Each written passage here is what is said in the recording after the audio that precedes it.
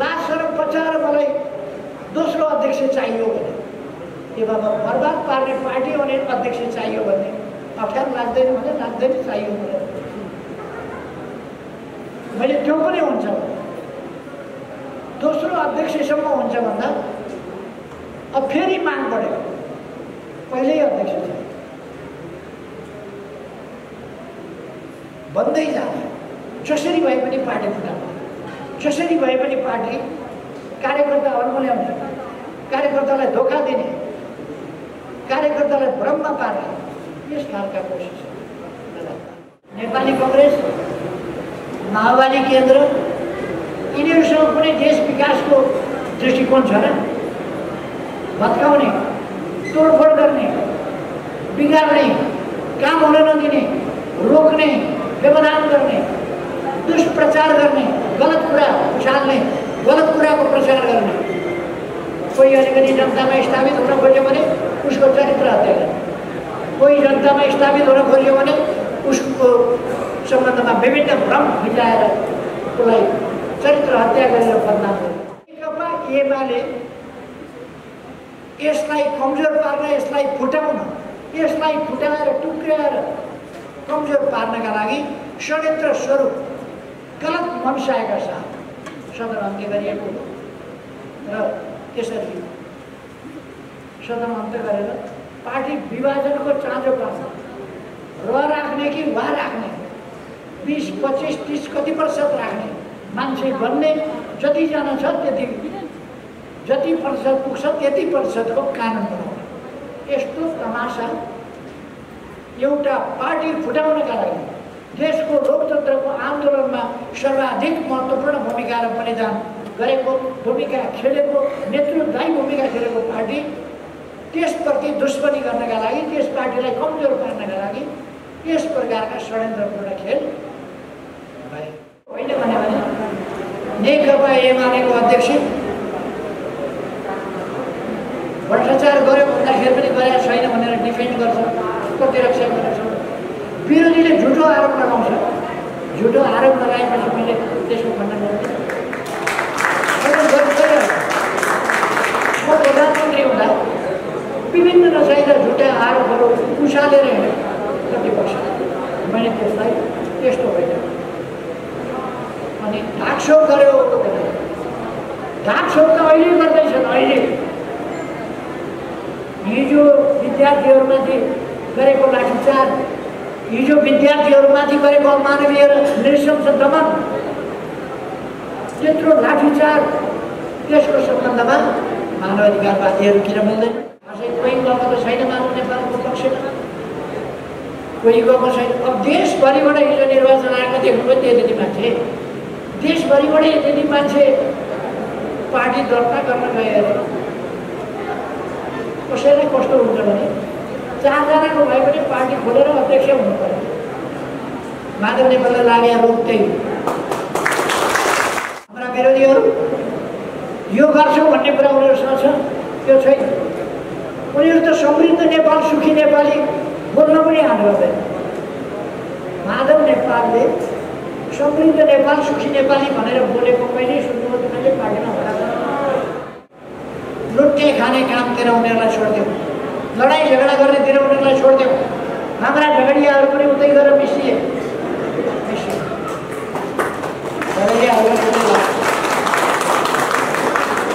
अब झगडाको जिम्मा उनीहरूलाई, लड्डा फसादको जिम्मा उनीहरूलाई, देशका लागि काम गर्ने जिम्मा, जनताका लागि काम गर्ने जिम्मा हाम्रो। जसले अचाक्ली गरेका छन्, पार्टीमा बसेर अचाक्ली गरेका छन्, तिनीहरूलाई निष्कासन गरिदिनु पर्छ। केन्द्रीय कमिटीले निष्कासन गरेको थियो। केन्द्रीय कमिटीले उनीहरूलाई निष्कासन गरेपछि 14 जना त शेरबहादुरले पहिले हाम्रो पार्टीमा रहेका मान्छे जो निष्कासित छन्, ती काममा लाग्ने मान्छे त गएर मन्त्री बनाएको थियो। जमिन पाएको छैन, उसलाई जमिन दिने कुरा, त्यसका लागि काम सबै ठिक गरिसकेको छ। यो सरकार आएर आयो नै,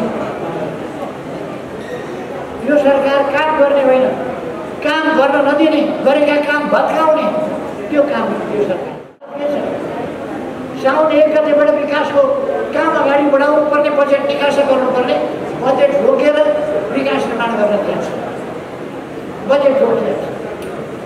कर्मचारीको तनखा पाउने बाहेक सबै बजेट बोकेर विकासका कामलाई यो सरकारले ठप्प पार्यो। अध्यक्ष महोदय, पार्टीका केन्द्रीय नेताहरू, माननीय सांसद, प्रदेश सभाका सदस्यहरू, जिल्ला समन्वय समितिका प्रमुखज्यू लगायत पार्टीका सम्पूर्ण पदाधिकारी साथीहरू, मेयर उपमेयर लगायत सम्पूर्ण जनप्रतिनिधि साथीहरू र यहाँ उपस्थित भएका सम्पूर्ण कमरेडहरू र सञ्चारकर्मी मित्रहरू, दाजुभाइ दिदीबहिनी, आज अचानक यो भेटघाट कार्यक्रम रहेको कुरा मैले थाहा पाएँ। साथीहरूले यसलाई बडा सुन्दर नाम पनि दिनुभएको छ, अभिनन्दन भन्ने। खुसी लागेको छ। म यहाँहरू सबैलाई हार्दिक धन्यवाद भन्न चाहन्छु।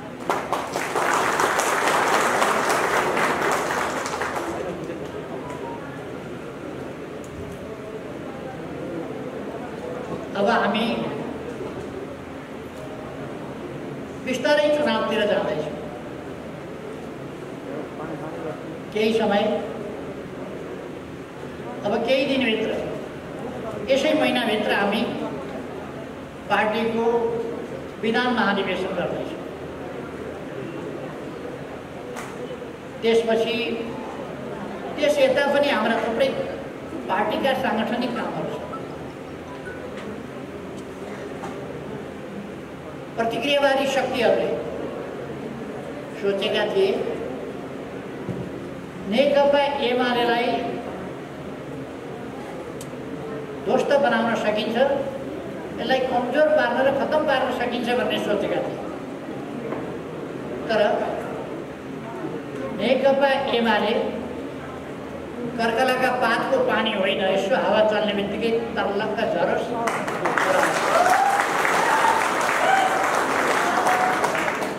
नेकपा एमाले कुनै नाजुक कमजोर त्यस्तो शक्ति पनि होइन र यो भवितव्यले बनेको, भवितव्यमै बिग्रिहाल्ने खालको पनि हो। नेकपा एमाले यो देश, पछाडि परेको देश, गरिबीमा भएको देश, अविकसित देश, यसलाई अगाडि बढाउने, आधुनिक बनाउने, विकसित बनाउने र समृद्ध नेपाल, सुखी नेपालीको राष्ट्रिय आकांक्षा पूरा गर्ने अभिभारा बोकेर अगाडि बढेको पार्टी। अचानक बनेको होइन यो। हजारौं शहीदका बलिदानबाट, लाखौं कार्यकर्ताका रगत पसिनाबाट, मेहनत, कठिनाई र दुःखहरूबाट, जेल जेलका यातना, भूमिगत जीवनका त्रासदी, कष्टहरू लगाए अनेकले अङ्गभङ्ग हुनु परेका छ। अनेकौंका, सैकडौंका, हजारौंका परिवार बेहाल भएका छन्। त्यस्तो स्थितिबाट गुज्रिएर आन्दोलनको मैदानबाट अगाडि बढेर यो पार्टी एउटा मजबुत पार्टीको रूपमा राष्ट्रव्यापी मात्रै होइन, यो नेपाली व्यापी, देशका कुना कुनामा मात्रै होइन, जहाँ नेपाली पुगेका छन् त्यहाँ नेकपा एमाले पुगेका छन्। संसारको जुनसुकै कुनामा पनि, पालिकामा मात्रै होइन, ओडामा मात्रै होइन, टोलमा मात्रै होइन, जहाँ नेपाली पुगेका छन् त्यहाँ नेकपा एमाले पुगेका छन्। यसै देखियो एमाले धुल्याउने सपना देख्नेहरू कानुन बनाउने बेलामा कति धुल्याउँछन् भनेर हेरेको 40% भन्ने कानुन थियो, त्यो 40%लाई 20% झारे। दुवैतिर 20% हो कि भन्ने थियो, भन्ने थियो, रलाई वा पारेर यता पुगे पनि हुने, उता पुगे पनि हुने, पार्टीमा 20% केन्द्रमा भए पनि हुने, सांसदमा 20% भए पनि हुने, 20% त्यो पनि म तपाईँहरूलाई भनिदिन्छु। हामी अलिकति लाग्ने हो भने 20% के 10% पनि हुँदैन, त्यो पार्टी दर्ता पनि नेकपा एमाले एमालेलाई कमजोर पार्ने कुरा त छोड, आफै कमजोर बनाउँदै आफै कमजोर हुँदै हुँदै हुँदै हुँदै समाप्त हुनेछ त्यो एमाले विरोधी षड्यन्त्र। अब हामी स्थानीय निकायको निर्वाचन अलिक पछाडि कति बेर हुन्छ, वैशाखतिर हुन्छ, पहिले यिनीहरूले यो 1.5 वर्ष गरेर खाँदैनन्। तपाईँहरूलाई म बताउँछु, 1.5 वर्ष यिनीहरूले धान्न सक्दैन। अहिले 1 महिनामै देखिसक्यो, 1 महिनामै तमासा देखिसक्यो। यिनीहरूको सरकार पुरा गर्न सकेको छ। 4 जना मन्त्री लिएर, त्यो 4 जना मन्त्रीको काम के छ भन्दा सडकमा विरोध देख्न नआउने लोकतान्त्रिक पार्टीहरू, लोकतान्त्रिक सरकारहरू। हिजोको सरकारलाई अधिनायकवादी र तानाशाही भन्थ्यो। हिजो सरकारले सडकमा विरोध गरेको देख्ने बित्तिकै लाठी मुक्री गर्ने गर्थ्यो। हिजोको सरकारले दमन गर्ने गर्थ्यो, धरपकड गर्ने गर्थ्यो। त्यो त गरे, मनपरी गरेर हिँड्न। आज अलिकति विरोध युवाहरूले गरे, विद्यार्थीले अलिकति विरोध गरे भने सरकार पुरा शक्ति लगाएर त्यो शान्तिपूर्ण जुलुसमा खनिन्छ लाठी। म सरकारलाई चेतावनी दिन चाहन्छु, धेरै उत्ताउलिएर सरकार नजाओस्। मैले अहिले धेरै केही नभन्नु, नेकपा एमाले माथि अमानवीय, गैर संवैधानिक, गैर कानुनी, अलोकतान्त्रिक ढङ्गले तानाशाही दमन हुन्छ भने त्यो कुरा सरकारलाई महँगो पर्नेछ। सरकारमा भएका गठबन्धनका दलहरूलाई महँगो पर्नेछ। त्यो कुरा नेकपा एमाले खरानीको डरमा होइन, यसो चलाएपछि उठ्यो, सिद्धिँदैन। त्यो 2-4 बिग्रिन सक्छ, 2-4 बिग्रिएर जान सक्छ। बिग्रिएर जाँदा हिजो देख्नु भएन, भाग्न खोज्या हुन् कि कुद्न खोज्या हुन् कि के हो, कसैले समातिराख्यो, कसैले थाम्दै गरेर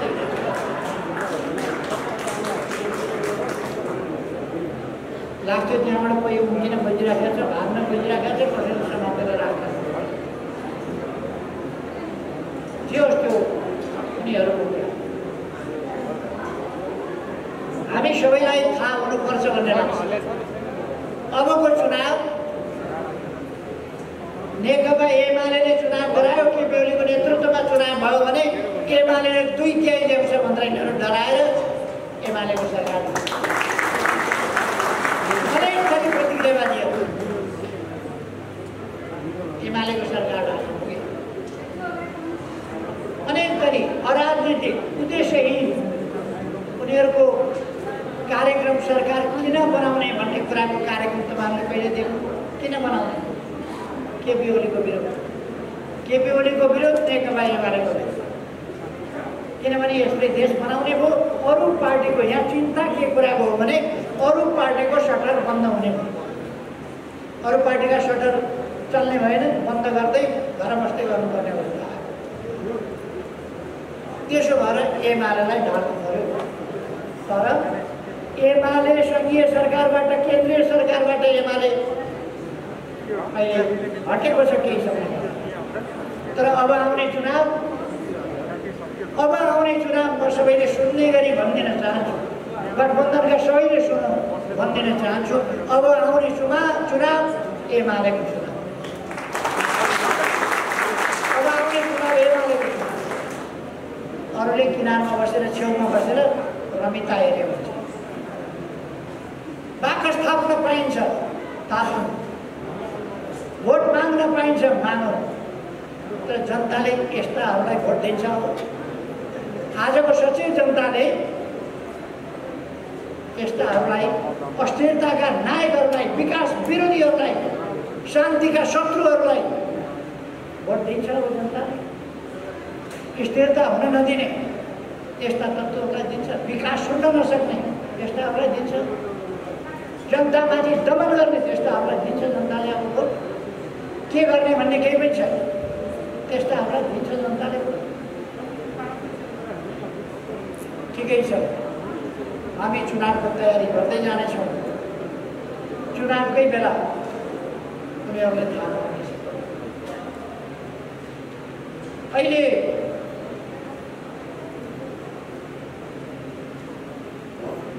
लामो समयदेखिको एमाले विरुद्धको एउटा अभियानको अन्तिम निष्कर्षतिर पुगेको छ। त्यो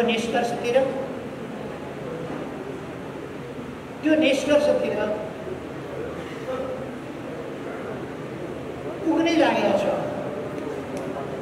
एक ढङ्गले केही मान्छेहरू जसको एमाले सिद्ध्याउने उद्देश्य थियो, एमाले भित्र रहेर एमाले भित्र घुसे सिद्ध्याउने उद्देश्य। मलाई कतिपय साथीहरूले कसैको नाम नलिदिए पनि हुन्थ्यो भन्छ, तर मैले एउटा प्रसङ्गमा नाम लिनै पर्छ। माधव नेपालजी यस पार्टीको प्रमुख भएर धेरै वर्ष चलाउनुभयो। पार्टीको प्रमुखबाट कति बेर उहाँ हट्नुभयो, कसैले हटाएर हट्नुभयो होइन। उहाँले 240 निर्वाचन क्षेत्रमध्ये 33 वटामा पार्टीलाई सीमित गर्नुभयो। पार्टीको नीति के हो, पार्टीको गन्तव्य के हो, पार्टी कता जाने हो, केही नछुटिने स्थितिमा विचारहीन पार्टी कस्तो स्थितिमा पुग्यो। यस्तो भेलाहरू गर्ने हो भने यत्रो भेला त देशभरि कहीँ हुनै छोडेको थियो माधव नेपालले। त्यसरी भेला गऱ्यो, बन्द गरेर भेला गऱ्यो भने 50, 60, 40 जना उपस्थित हुन्थे। त्यसमा महिला कति उपस्थित हुन्थे भन्दा 4 जना।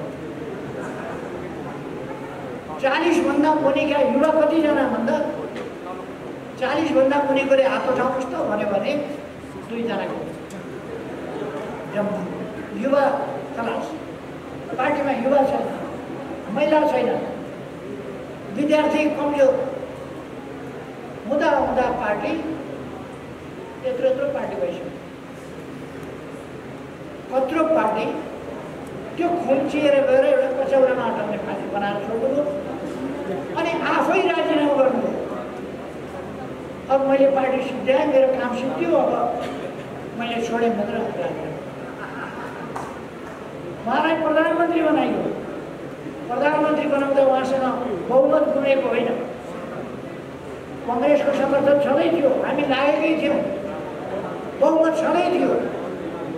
तर सडकमा निस्किन नहुने अवस्था बनाएर, यति बदनाम गराएर, निकममा पदको पराकाष्ठमा पुर्याएर एमाले सरकार चलाउने रहेनछ भन्ने पारेपछि अब मेरो काम पुग्यो, काम सिद्धियो भनेर सरकारमा सत्तामा हुँदा, प्रधानमन्त्री हुँदा, पार्टी प्रमुख हुँदा सिद्ध्याएर छोड्नु। पार्टी प्रमुख हुन नपाएपछि सधैँ बुढालो बचाएको छ पार्टी। विपक्षीसँग साँठगाँठ गरेको छ, विपक्षीसँग मिलेको छ। अहिले त तपाईँहरूले सर्लङ्ग देख्नुभयो माधव नेपाल कुदेर उसको काम पुगेको छ, कुदेर उसको काम पुगेको छ, कुदेर अर्को पार्टीको बसिराखेका मान्छेलाई प्रधानमन्त्री भइदेऊ कि भइदेऊ, खाइदेऊ कि खाइदेऊ, एमाले सिद्ध्याउनुपर्छ, म साथ दिन्छु, एमाले फोड्छु, तिमीहरूलाई साथ दिन्छु भन्दै यस्तो मान्छेहरूलाई उचालेर उहाँले पार्टीभित्र विकराल समस्या पैदा, विकराल समस्या। र अहिले हुँदै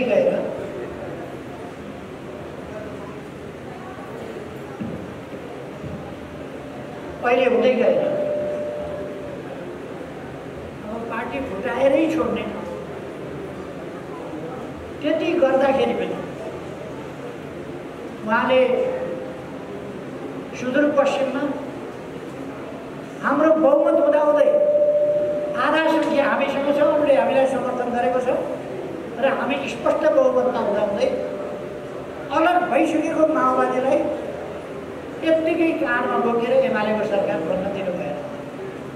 माओवादीको सरकार कर्णालीमा 40 सङ्ख्यामा 20 हाम्रो छ, अरूको हामीलाई समर्थन छ, हामी बहुमतमा छौँ। तर 4 जनाले फ्लोर क्रस गरिकन एमालेलाई सरकारमा तपाईँ हामी सबै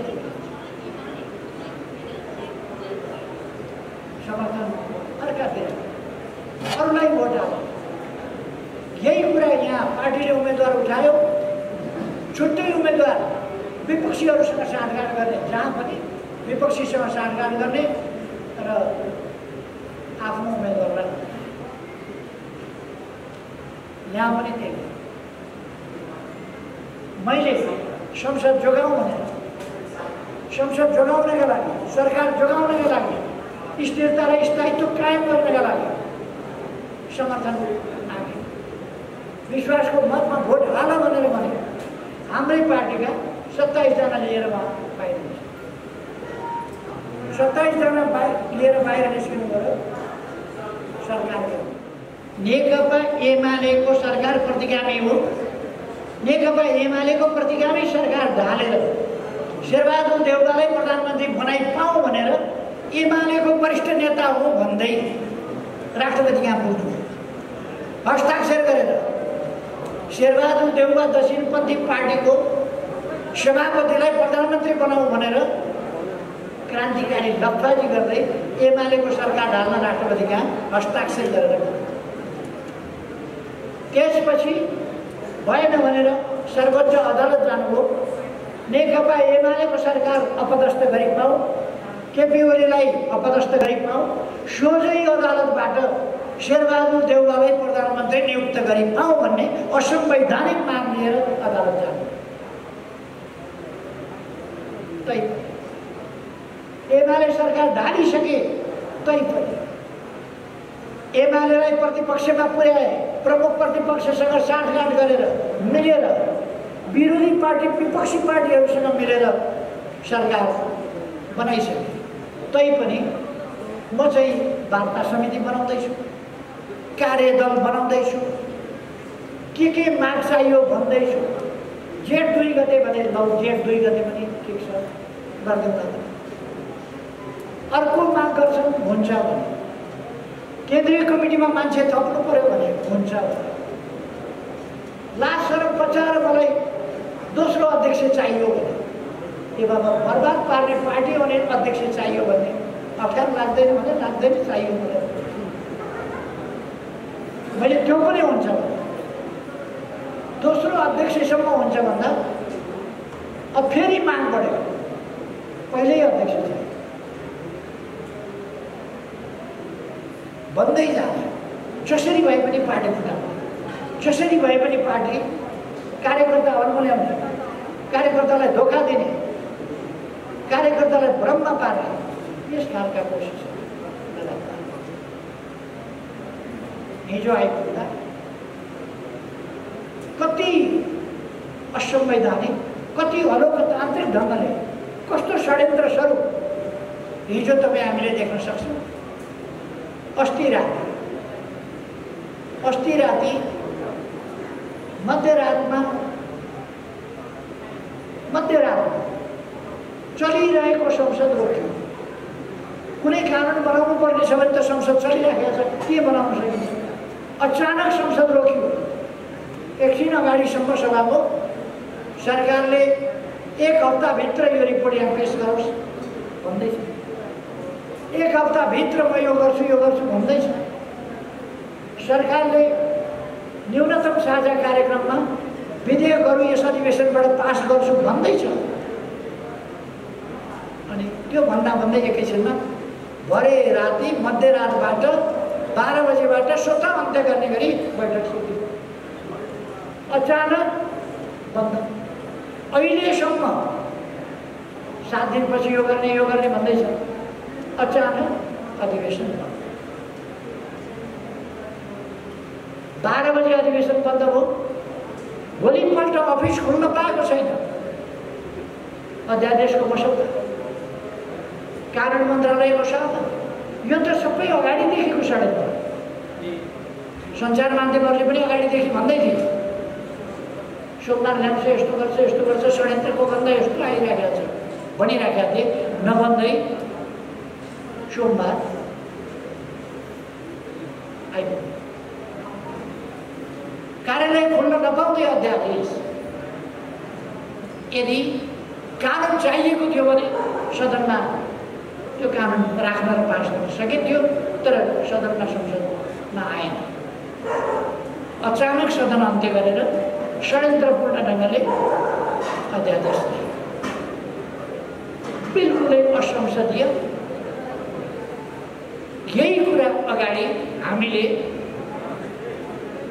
वा राखेका थियौँ, यता वा उता भनेर केन्द्रीय समिति अथवा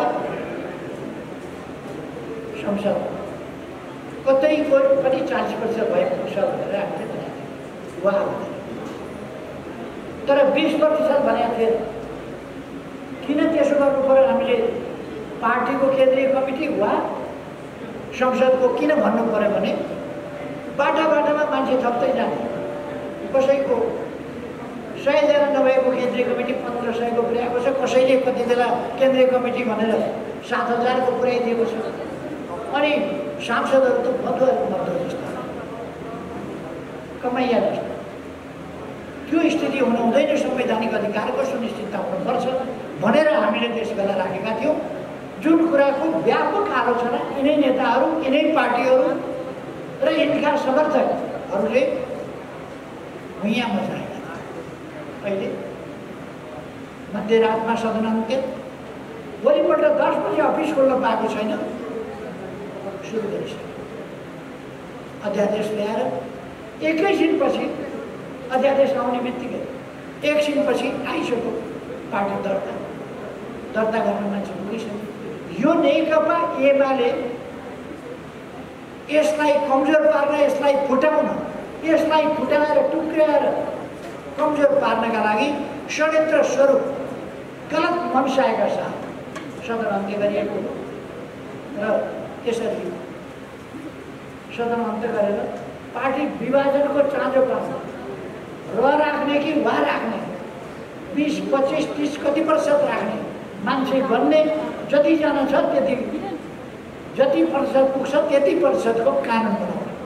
यस्तो तमासा एउटा पार्टी फुटाउनका लागि, देशको लोकतन्त्रको आन्दोलनमा सर्वाधिक महत्त्वपूर्ण भूमिका र बलिदान गरेको, भूमिका खेलेको, नेतृत्वदायी भूमिका खेलेको पार्टी, त्यसप्रति दुश्मनी गर्नका लागि, त्यस पार्टीलाई कमजोर पार्नका लागि यस प्रकारका षड्यन्त्रपूर्ण खेल भए। आफूलाई लोकतान्त्रिक हो भन्नेहरूबाट यो लोकतन्त्र विरुद्धको षड्यन्त्र हो। यो असंवैधानिक बहुदलीय प्रणाली विरुद्धको, संसदीय व्यवस्था विरुद्धको, यो अभ्यास विरुद्धको यो षड्यन्त्र। त्यसकारण हामीले भनेका छौँ यो कार्यान्वयन हुन सक्दैन, यसलाई कार्यान्वयन गर्नु हुँदैन र यसलाई कार्यान्वयन होइन अविलम्ब जारी नगर भन्दै सरकारले जारी गर्यो यो अध्यादेश। नेकपा एमाले जारी नगर भन्दै अध्यादेश बलजफ्ती जारी। कानुन बनाउँदा प्रतिपक्षले छलफलमा भाग लिन पाउनु के आकस्मिकता थियो? संविधानले, कानुनले भन्छ सदन नभएका बेला, संसदको सदन नचलेका बेला देशका लागि कुनै काम नगरी नहुने भयो, त्यसका लागि कुनै कानुन नहुने भयो। आकस्मिक रूपमा कुनै कानुन ल्याउनका लागि अध्यादेश जारी भयो। यहाँ आकस्मिक रूपमा देशका लागि के भयो, जनताका लागि के पर्यो? जनतालाई केही समस्या परेको थियो, देशमा केही समस्या परेको थियो, देशका लागि, जनताका लागि होइन। एमालेको विरुद्ध सत्ताधारीहरूका गलत मनसाय, अलोकतान्त्रिक मनसाय, गैर कानुनी मनसाय, कानुन फेरेर गलत काम गर्ने मनसाय, कानुन बमोजिम सरकार चलेन, कानुनलाई भाँचफुस पारेर, कानुन च्यातेर, संविधान मिचेर अनि सरकार त्यसरी अगाडि बढ्यो। त्यसकारण हामीले भनेका छौँ यो अध्यादेश अविलम्ब फिर्ता हुनुपर्छ। अधिवेशन तुरन्त आह्वान गर्यो, संसदको अधिवेशन तुरन्त बोलाइयो। हाम्रो नेकपा एमाले असंवैधानिक बाटोमा जाँदैन, असंसदीय बाटोमा जाँदैन, अलोकतान्त्रिक बाटोमा जाँदैन, गैर कानुनी बाटोमा जाँदैन, अनुचित बाटोमा जाँदैन, संवैधानिक कानुनी लोकतान्त्रिक बाटोबाट हरेक प्रकारका षड्यन्त्रहरूका विरुद्ध लड्न, तिनलाई पराजित गर्न नेकपा एमाले सक्षम छ। संविधानसम्म ढङ्गले, कानुनसम्म ढङ्गले लोकतान्त्रिक विधिबाट हामी मुकाबला गर्न सक्छौँ। त्यसकारण हामीलाई कुनै हतार छैन। मैले अघि एउटा कार्यक्रममा जिल्ला समन्वय समितिको कार्यक्रममा बोल्दाखेरि पनि भनेको, नेकपा एमाले अहिले पनि देशका अधिकांश स्थानीय निकायहरूमा सरकार चलाइरहेको छ। नेकपा एमाले अहिले पनि अनेक प्रदेशहरूमा सरकार चलाइरहेको छ। नेकपा एमाले एउटा 2 नम्बर प्रदेश बाहेक अरू प्रदेशहरूमा अहिले पनि प्रमुख पार्टीको हैसियतमा छँदैछ। म यहाँलाई भन्न चाहन्छु, प्रदेश नम्बर 1 मा 90 भन्दा बढी सिट, 90 भन्दा बढी सिटमा 50 भन्दा बढी सिट नेकपा एमालेको एक्लै छ। यस प्रदेशमा 110 सिट छ। 110 सिट मध्ये 56 नेकपा एमालेसँग एक्लै छ। 56 म भन्न चाहन्छु, उसमा लुम्बिनीमा 80 सिट मध्ये हामी 39 जति छौँ, अरू 41 छौँ। अहिले त्यसमा केही घटेका छन् मान्छे, त्यस कारण हामी 38 छौँ भने अरू 39-40। 1 सिट 2 सिट सबै मिल्दाखेरि 1 सिट 2 सिटले अरू अगाडि होला। हामी बराबरी गरिसकेका छौँ। गण्डकीमा हामी 60 मध्ये 28 सिट त हामी एक्लै छौँ। 60 मध्ये कर्णालीमा हामी 40 मध्ये 20 सिट एक्लै छौँ। अहिले 4 जना हाम्रो फ्लोर क्रस गरे हुनाले कारबाहीमा परेर हटेको छ। तर हाम्रो हैसियत 40 मा 20 छ। सुदूरपश्चिममा जम्मा 52 सिट, त्यसमध्ये 25 सिट हाम्रो एक्लै छ, अरूको मिलाएर 27। अथवा हामी बराबरीको हैसियतमा छौँ सबै। सङ्घीय संसदमा म फेरि पनि भन्न चाहन्छु, सङ्घीय संसदमा 100 भन्दा माथि हामी छौँ। हाम्रो नजिकैकाहरू 60-61 हो। त्यसकारण देशको एमाले प्रमुख पार्टी हो। गएको चुनावमा हामीले केही काम मात्रै देखाउन पाएका थियौँ। हामीले सिङ्गै काम देखाउन पाएका थिएनौँ। हाम्रो क्षमता देखाउन पाएका थिएनौँ। हाम्रो राष्ट्रिय अडान देखाउन पाएका थिएनौँ। हामीले अलिअलि देखाउन पाएका थियौँ। हामीले नाकाबन्दीको मुकाबला गरेर राष्ट्रिय स्वाभिमान कस्तो हुन्छ भन्ने कुरा देखाएका थियौँ।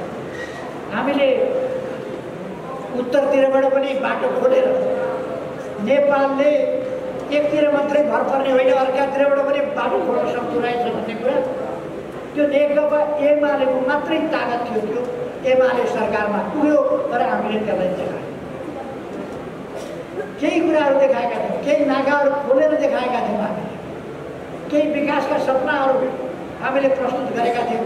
देश विकास हुन सक्छ भने अहिले हामीले बाटा घाट, पुल, सुरुङ मार्ग, जल यातायात, अरू केबल कारहरू, झोलुङ्गे पुल, ट्विन विस्थापन, पक्की सडक पुलहरू अहिले 400-450 भन्दा बढी पक्की सडक पुलहरू हामीले निर्माण गरेका छौँ। यसपछि यी 3.5 वर्ष असाधारण काम गरेको छ।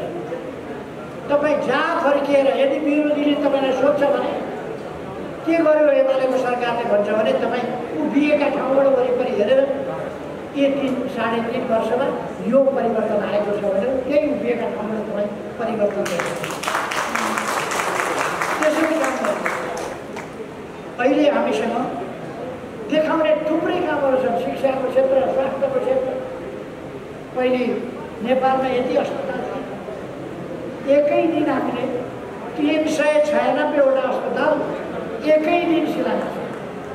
396वटा अस्पताल एकै दिन शिलान्यास। कोभिड आउँदा परीक्षण गर्ने एउटा केन्द्र थिएन। हङकङ पठाएको हामीले पहिलो परीक्षण, अहिले 100 ठाउँमा परीक्षण हुन सक्छ। हामीले निःशुल्क यत्रो महामारी चल्दा धनीभन्दा धनी देशहरूले गर्न सकेन, हामीले निःशुल्क परीक्षण। धनी देशहरूले, धेरै धनी देशहरू छन् जसले निःशुल्क खोप दिन सकेन। हामीले सबै नागरिकलाई निःशुल्क खोप उपलब्ध गराउने काम।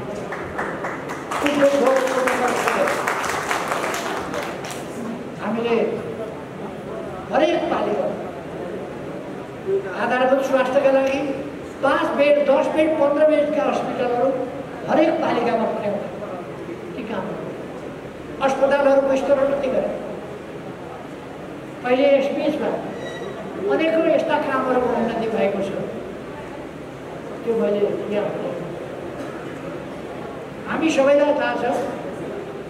रानी पोखरीको शिलान्यास गरेर हिँडेको म, फर्किएर फेरि प्रधानमन्त्री भएर आउँदा त्यो इँटा जहाँ राखेको त्यस्तै रहेछ। के मै बनाउँछु मेरो धरहरा भन्ने एउटा अभियान सुरु गरियो। जहाँ पुगेको थियो 34 करोड कि 36 करोड कति रुपियाँ उठेको थियो नागरिकहरूबाट, त्यतिमै त्यसपछि एउटा पाइलो सारिएको छ। म आइकन शिलान्यास गरेर धरहरा अहिले तयार भएछ। धरहरा पनि 400 भन्दा बढी 500 गाडी आट्ने गरी पार्किङ तयार भयो। धरहराको जमिन हो सुन्दारामा हरदम पानी अलल्ल बग्ने गरी सुन्दारा पार्कको व्यवस्था गरिएको छ। मर्निङ वाक, इभिनिङ वाक गर्न सकिन्छ। बिग्री प्रकारको सुन्दरता, टोडी खेललाई त्यसलाई विस्तार गर्ने त्यहाँको सरसफाइ सुन्दरता त्यसको बिक्री गरिन्छ। स्कुलहरू एउटै जिल्लामा कतिवटा नयाँ स्कुलहरू बनेका छन्। भूकम्पबाट भत्किएका विद्यालय चाहिँ प्रायः हामीले निर्माण गरेका छौँ। अझ नयाँ, अझ राम्रा, अझ सुन्दर विद्यालय, अस्पताल हो, सरकारी कार्यालयहरू, भवनहरू मैले धेरै धेरै सम्झना थाहा छ। हामीसँग यसपल्ट हामीले के गर्यौँ भन्ने कुरा, गर्वसाथ भन्ने ठाउँहरू छन्। हामीले देशलाई सुरु मार्गमा पुर्यायौँ, हामीले देशलाई डिजिटल युगमा पुर्यायौँ, हामीले देशलाई तुइन युगबाट अन्त्य गर्ने बिन्दुमा पुर्यायौँ। त्यो एउटा तुइन ठेकदारले समयमा काम नगरेर भन्न हुँदैन, त्यो ठेकदार काङ्ग्रेसको रहेछ। त्यसले गर्दा मान्छे फसेको भने ठेक्का लागिसकेका छ। यसरी हामीले असाधारण काम गरेका छौँ। नयाँ युगमा नेपाललाई प्रवेश गरेका छौँ। अब नेपालमा निरक्षर कोही पनि नरहोस्, भोकै कोही नरहोस्, कोही घरबार नभएको नहोस्। आजकल पहाडतिर कहीँ पनि फुसका छाना देखिँदैन, खर्का छाना देखिँदैन, टिनका छानाले विस्थापित गर्छ। हामीले खर्का छानालाई टिनका छानाले विस्थापित गर्ने, फुसका छानालाई टिनका छानाले विस्थापित गर्ने अभियान। गरिब जनतालाई घर बनाएर दिने त्यो अभियान चलायो। हामीले यहाँ टोर्नेडो चल्यो 12 वर्षमा 869 एकैचोटि ध्वस्त भयो। केही महिनाभित्र हामीले फुसका छात्राका ठाउँमा पक्की घर लगेर त्यस खालको स्थिति हामीले बनायौँ। देशभरि गरिब जनता सुकुम्बासीहरूलाई घर बनाएर दिने अभियान सञ्चालन गर्यौँ। हामीले भूमिहीनहरू, अव्यवस्थित भूमिलाई व्यवस्थित गर्ने कुरा, धनी पूर्जा नपाएका सुकुम्बासीलाई धनी पूर्जा दिने कुरा, जमिन पाएको छैन उसलाई जमिन दिने कुरा, त्यसका लागि काम सबै ठिक गरिसकेका छन्। यो सरकार आएर आयोग नै, यो सरकार काम गर्ने होइन, काम गर्न नदिने, गरेका काम भत्काउने त्यो काम यो सरकार। अहिले हालत के छ? साउन 1 गतेबाट विकासको काम अगाडि बढाउनु पर्ने, बजेट निकास गर्नुपर्ने, बजेट रोकेर विकास निर्माण गर्न दिन्छ। बजेट रोकिन्छ, कर्मचारीको तनखा पाउने बाहेक सबै बजेट रोकेर विकासका कामलाई यो सरकारले ठप्प पार्यो। यसको ध्यान विपक्षलाई कसरी फटाउने, कसरी कमजोर गर्ने, कसरी दमन गर्ने, कसैलाई विरोधमा सडकमा निस्किन कसरी नदिने, यस्तै कुरामा जान्छ। गरिब सुकुम्बासी भूमिहीनहरूका समस्या समाधान हुनबाट कसरी रोक्ने, कोही कुलो बन्न लागेको छ, कुलो बन्न रोकिदिने, पानी खाने पानीको ट्याङ्की बन्न लागेको छ, रोकिदिने, पाइप ल्याउन लागेको छ, रोकिदिने, त्यही काम यो सरकार। त्यसकारण हाम्रो साथीहरूलाई म आग्रह गर्न चाहन्छु, अब छिटै पार्टी हामीले 3.5 वर्ष के विकासका काम गर्यौँ त्यो कुराको पुस्तिका तपाईँहरूका हातमा त्यो पुस्तिका पुर्याउनेछ। त्यो पुस्तिका लिएर हामीले यो काम गरेका छौँ यी 3.5 वर्षमा भनेर तपाईँहरू जनताका बिचमा जान सक्नुहुन्छ, जनतालाई बताउनुहुन्छ। हाम्रा विरोधीहरू यो गर्छौँ भन्ने कुरा उनीहरूसँग छ, त्यो छैन। उनीहरू त समृद्ध नेपाल सुखी नेपाली बोल्न पनि हात गर्दैन। माधव नेपालले समृद्ध नेपाल सुखी नेपाली भनेर बोलेको कहिल्यै सुन्नुभयो तपाईँले? पार्टीमा होला? माधव नेपालले कहिल्यै समृद्ध नेपाल सुखी नेपाली भनेर अरू नेताहरूको नाम नलिएको। थुप्रै नेताहरू किन बोल्दैनन्? विरोधीसँग भाग्य किन मिलाउँछन्?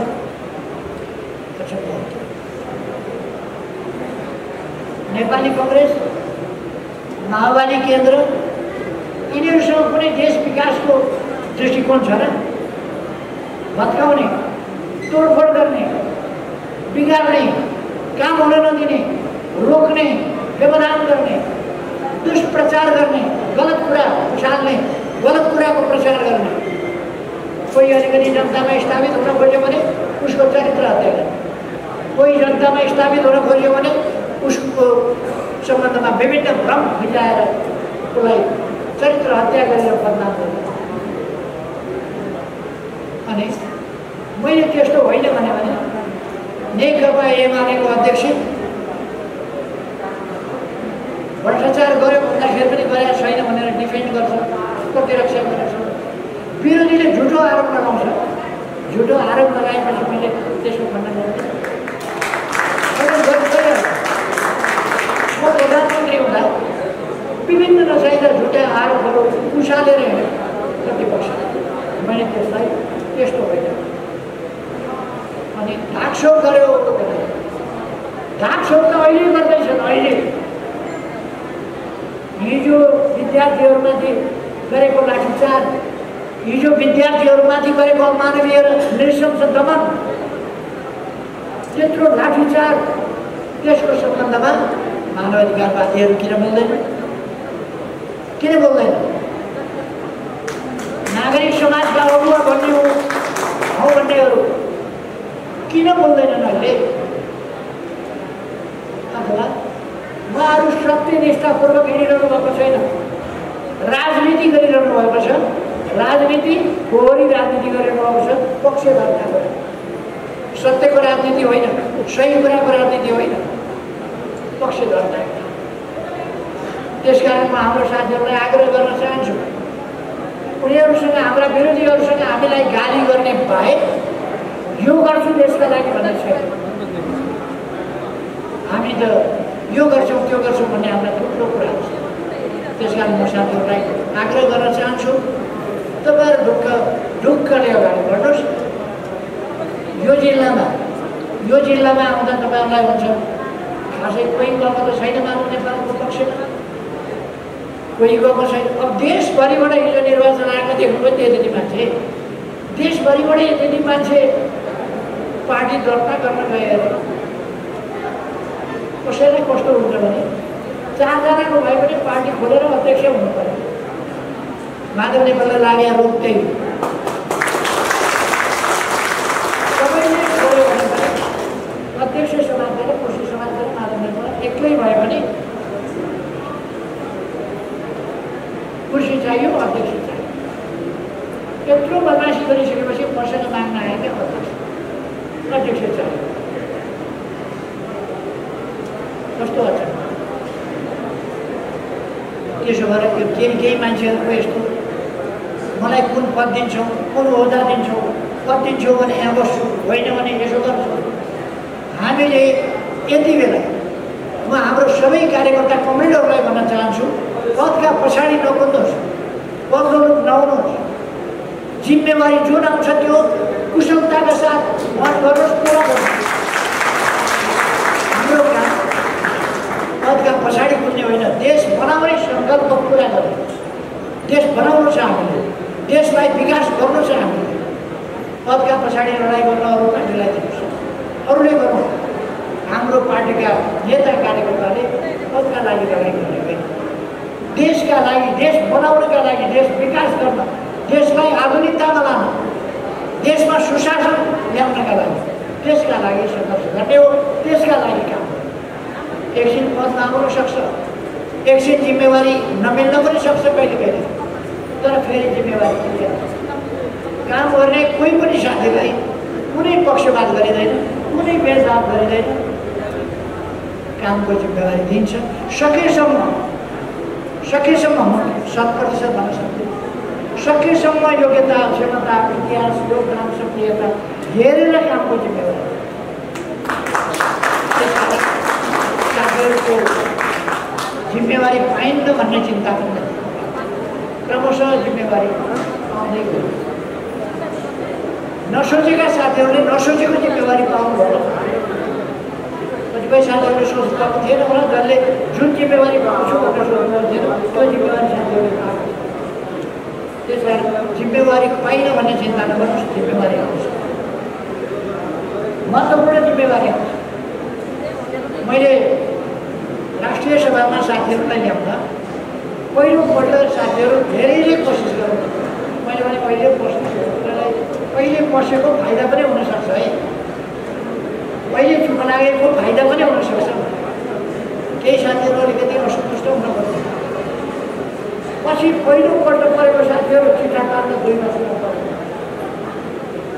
अर्कोपल्ट आउँदा 6 वर्षमा गर्नु, 2 वर्ष पर्खिँदा 6 वर्षमा परिँदो रहेछ। हतार गर्दा 2 वर्षमा सिद्धिँदो रहेछ। कहिले कहिले त्यस्तो हुन्छ। त्यस कारण हतार मात्रै गर्नु हुँदैन। म साथीहरूलाई भन्न चाहन्छु, र हाम्रो पार्टी देशप्रति, जनताप्रति, विकासप्रति, जनताका समस्या समाधान गर्ने कुराप्रति समर्पित हुनुहुन्छ। हामी सामाजिक जागरणका अभियन्ता हौँ। सामाजिक पछौटेपनका विरुद्धमा हाम्रो अभियान हुन्छ, अशिक्षाका विरुद्ध अभियान हुन्छ, भ्रमहरूका विरुद्धको अभियान हुन्छ। ती अभियानका अभियन्ताको रूपमा हामीले काम गर्छौँ। आज हामीले सडकमा बालबालिकाहरू, हाम्रा बालबालिकालाई खाते भनेर सडकमा हिँड्न दिएका छैन, हामीले तिनको व्यवस्था गरेका छौँ। आज सडक मानव छैन, आज सडकमा भिखमग्या छैन। त्यो स्थितिमा हामीले ठुलो परिवर्तन ल्याएका छौँ समाज। आज विकसित देशका मान्छेहरू आउँदा पनि सक्नु, उनीहरूका देशमा पनि सडक बालबालिका हुन्छ, हाम्रो देशमा सडक बालबालिका छैन। हाम्रा बालबालिकाहरू अभिभावक विहीन भएर, खाते भनिएर सडकमा अलपत्र हुन सक्दैन, त्यसको व्यवस्था हामी गर्छौँ। त्यसकारण सरकार हुँदा पनि यो कुरा, सरकार नहुँदा पनि हामी भन्न चाहन्छौँ, कुनै पनि बालबालिकालाई हामी सडकमा अलपत्र देख्न सक्दैनौँ। तिनीहरूलाई अभिभावकको हक दिन्छ। यसर्थ हामीले सामाजिक सुधार लगायतका सम्पूर्ण कामहरूमा ठुलो परिवर्तन ल्याउन सफलता प्राप्त गरेका छौँ। यी सफलताहरू लिएर अब हामी जनताका बिचमा जान्छौँ।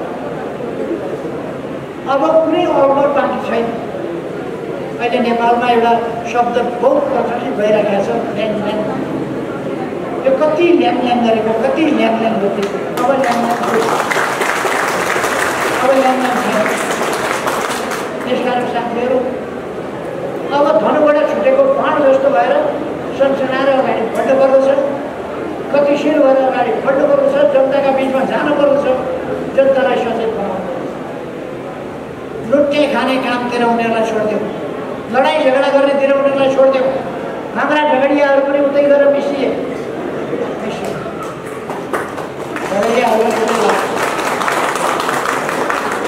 अब झगडाको जिम्मा उनीहरूलाई, लड्डा फसादको जिम्मा उनीहरूलाई, देशका लागि काम गर्ने जिम्मा, जनताका लागि काम गर्ने जिम्मा हाम्रो। सचेतनताको अभियान चलाउने जिम्मा हाम्रो, राजनीतिक जागरणको अभियान चलाउने जिम्मा हाम्रो। लडाइँ झगडा भयो। त्यसकारण यो सरकार अहिले पनि माधव नेपालहरूलाई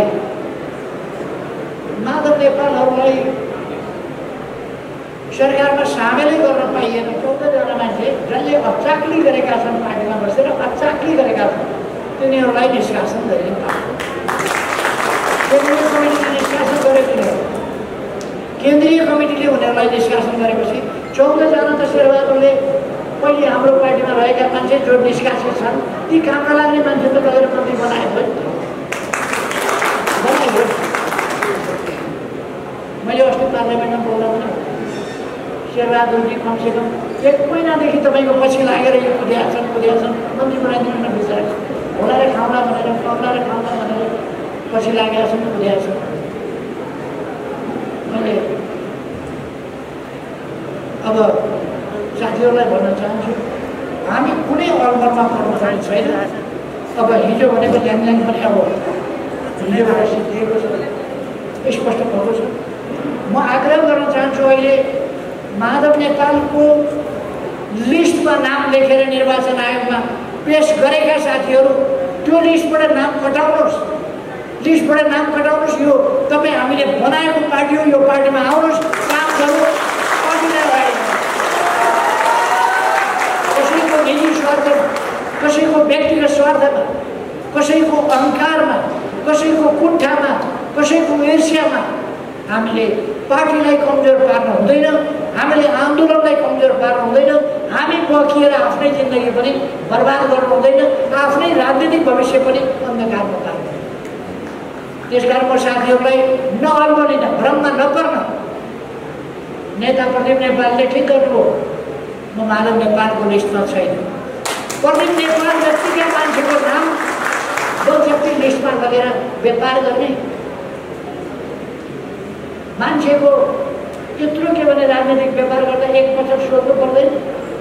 प्रदीप नेपाल जतिका मान्छेलाई नसोधिकन लगेर बेच्ने, काङ्ग्रेस कहाँ लगेर बेच्ने, शेरबहादुर देउवाजी कहाँ लगेर बेच्ने, एक वचन नसोधिकन।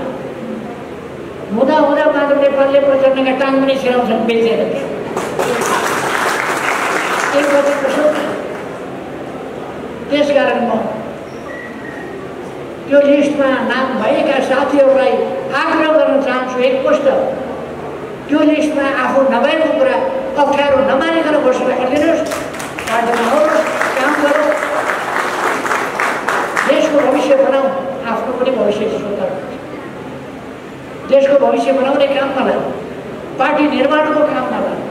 म सबैलाई आह्वान गर्न चाहन्छु। तपाईँका साथ म यहाँलाई आग्रह गर्न चाहन्छु, साथीहरूलाई सम्झाउनुहोस्। यदि कोही कतै भ्रममा परेको अल्मलिएको साथी भेटिन्छ भने सम्झाउनुहोस्, अलमलबाट मुक्त गर्नुहोस्, पार्टीमा काम गर्नु।